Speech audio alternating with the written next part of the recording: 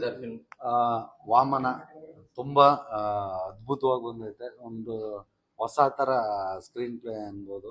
First time ನನ್ನ ಧನ್ವೀರ್ ಬ್ರೋನ ಹೊಸ ಥರದ ಸ್ಕ್ರೀನ್ ಪ್ಲೇ ನೋಡೋಕ್ಕೆ. ಅವ್ರದ್ದು ಇದು ನಾಲ್ಕನೇದು 3 ಚಿತ್ರಗಳು ಬೇರೆ ಥರನೇ ಇದೆ. ಇದು ನಿಮಗೆ ಒಂದು ಮಾಸು, ಒಂದು ಫ್ಯಾಮಿಲಿ ಕಾಮಿಡಿನೂ ಅಲ್ಲಲ್ಲಿ ಶಿವ ಕೇರ್ಪೇಟ್ ಅವರು ಇದ್ದಾರೆ, ಅಲ್ಲಲ್ಲಿ ನಗಿಸ್ತಾರೆ. ಮತ್ತು ತಾಯಿ ಎಮೋಷನ್ಸು ತುಂಬ ಚೆನ್ನಾಗಿ ವರ್ಕ್ ಆಗಿದೆ. ಒಂದೊಳ್ಳೆ ಮುದ್ದಾದ ಲವ್ ಸ್ಟೋರಿ ಇದೆ.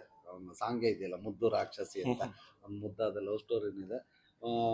ಒಂದು ಫ್ರೆಂಡ್ಶಿಪ್ ಅಂದರೆ ಈ ಸಿನಿಮಾಲಿ ಎಲ್ಲನೂ ಡೈರೆಕ್ಟ್ರು ತುಂಬ ಚೆನ್ನಾಗಿ ಕಟ್ಕೊಟ್ಟಿದ್ದಾರೆ. ಯಾಕೆಂದರೆ ಒಂದು ಮಾಸ್ ಸಿನಿಮಾ ಅಂದರೆ ಒಂದು ಲವ್ ಕಮ್ಮಿ ಇರುತ್ತೆ, ಇಲ್ಲ ಎಲ್ಲ ಎಮೋಷನ್ಸ್ ಇರಲ್ಲ, ಕಾಮಿಡಿ ಇರಲ್ಲ, ಇನ್ನೊಂದಿರಲ್ಲ ಅಂತ ಹುಡ್ಕಂಗೆ ಇಲ್ಲ. ವಾಮನಲ್ಲಿ ಪ್ಯಾಕೇಜ್ ಆಗಿದೆ.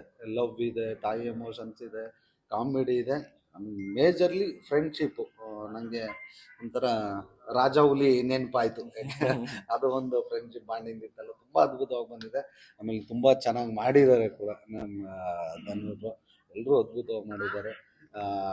10ನೇ ತಾರೀಕು ಬಿಡುಗಡೆ ಆಗ್ತಿದೆ. ದಯಮಾಡಿ ಎಲ್ಲರೂ ಚಿತ್ರಮಂದಿರದಲ್ಲೇ ಬಂದು ನೋಡಿ ವಾಮನ ಚಿತ್ರಕ್ಕೆ ಹರಿಸಿ ಆಶೀರ್ವದಿಸಿ. ತುಂಬ ಚೆನ್ನಾಗಿದೆ. ಯಾಕೆಂದರೆ ಈಗ ಇವ್ರದ್ದು 4ನೇ ಸಿನಿಮಾ. ಆ ಒಂದು ಗೊತ್ತಾಗುತ್ತೆ,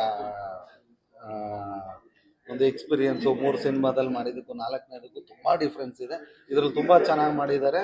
ಒಂದು ಪ್ರಾಮಿಸಿಂಗ್ ಆಗಿ 100% ಇದರಲ್ಲಿ ಕಾಣಿಸ್ತಾರೆ. 100% ಜನಕ್ಕಂತೂ ಸಿಕ್ಕಾಪಟ್ಟೆ ಇಷ್ಟ ಆಗ್ತಾರೆ ನಮ್ಮ ಶೋಕ್ದಾರ್. Thank you.